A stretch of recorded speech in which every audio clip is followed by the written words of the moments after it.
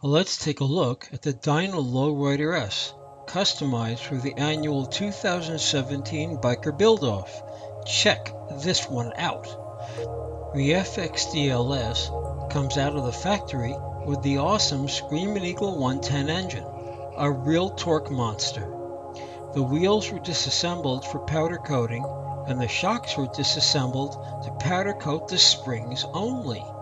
A T-bar handlebar was added, along with custom front turn signals that wrap around the upper forks. A stainless steel Bassani Road Rage 2-into-1 exhaust was added to the 110 cubic inch engine to make the heavy breather sing its song loud and clear.